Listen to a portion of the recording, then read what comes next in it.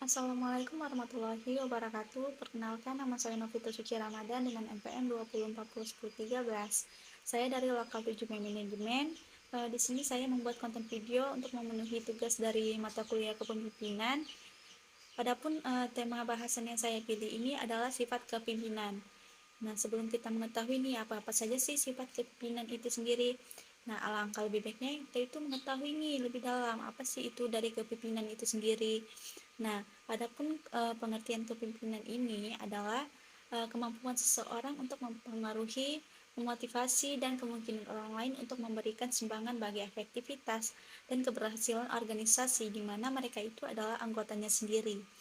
Nah, ketika kita ingin menjadi seseorang pemimpin yang baik, yang harus diperhatikan dan bisa kita terapkan ketika kita nantinya menjadi seorang pemimpin, yang pertama itu ada memiliki pendirian teguh.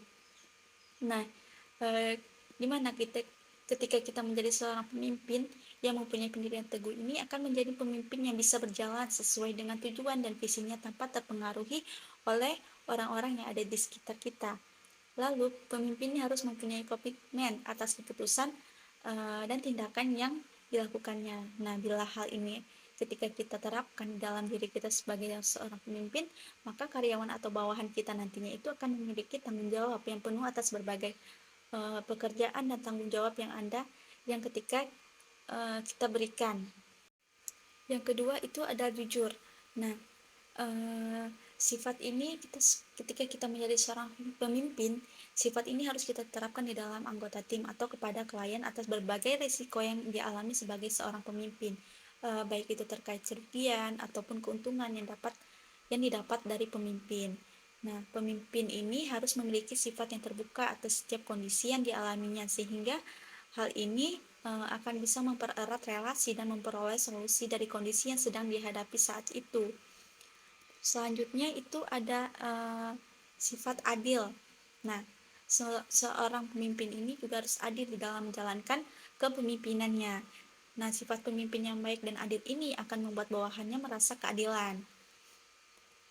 Nah, pemimpin yang baik itu harus mengerti dan memahami pekerjaan apa saja sih yang pantas untuk karyawannya.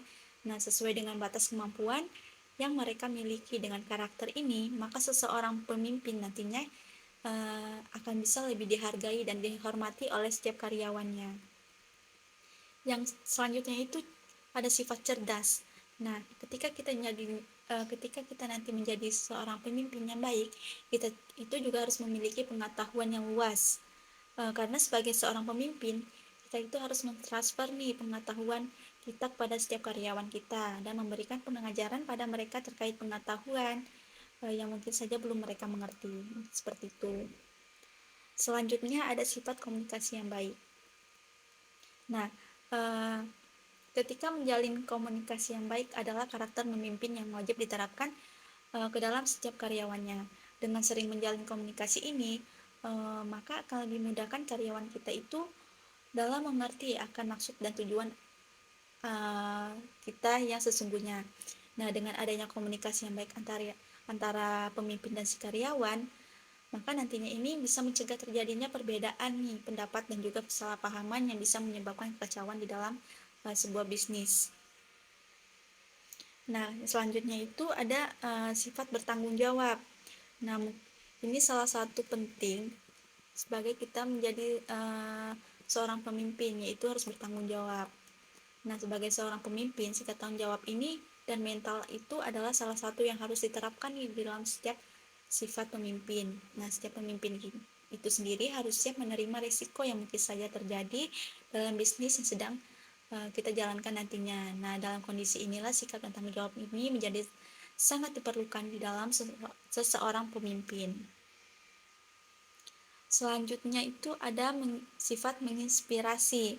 Nah, kita nih sebagai seorang pemimpin, kita itu harus menjadi inspirasi nih untuk setiap karyawan atau bawahan kita.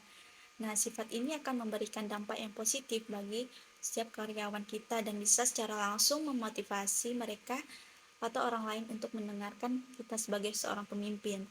Nah, saat kita memberikan motivasi ataupun inspirasi nih kepada si karyawan kita, nantinya maka hal tersebut akan meningkatkan semangat kerja mereka dan akan membuat mereka semakin terinspirasi nih kepada perkataan yang kita berikan kepada mereka, sehingga mereka itu akan lebih giat dan tekun dalam melakukan pekerjaan mereka sendiri. Selanjutnya itu ada sifat keyakinan. Nah, orang lain atau bawahan kita mengikuti perintah dari kita nih sebagai seorang pemimpin. Bila kita tidak yakin tentang kualitas dan keputusan kita, maka bawahan kita pun tidak akan mau nih mengikuti arahan dari kita. Nah, jadi sebagai seorang pemimpin, kita ini harus memiliki rasa percaya diri, menampilkan ketegasan dalam mengambil suatu kebijakan atau keputusan. Lalu, bahkan dalam kondisi yang sedang krisis sekalipun, agar bisa mendapatkan rasa hormat dari bawahan kita. Nah, tapi bukan artinya kita itu harus terlalu merasa percaya diri, namun minimal kita itu harus mencerminkan tingkat kepercayaan yang dibutuhkan agar bisa memastikan karyawan kita sendiri cukup mempercayai kita sendiri sebagai seorang pemimpin. Selanjutnya yang terakhir ada sifat dari empati. Nah, adapun sifat empati ini, sifat pemimpin yang baik terakhir adalah memiliki rasa empati. Nah, kita wajib nih memiliki rasa empati kepada si karyawan kita atau bawahan kita. Pemimpin yang baik itu kan harus memiliki rasa peka nih, rasa peka yang tinggi atas lingkungan kerja yang ada di sekitarnya.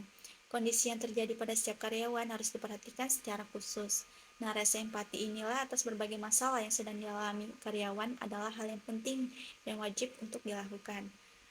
Mencoba untuk bisa kita ini sebagai seorang pemimpin mencoba untuk bisa mengerti kondisi bawahan kita adalah salah satu bentuk rasa kepedulian pemimpin pada bawahannya. Mungkin seperti itu. Oke, baik, sekian dari materi yang saya bawa. Kurang lebihnya mohon dimaafkan. Wabillahi taufiq wal hidayah. Wassalamualaikum warahmatullahi wabarakatuh.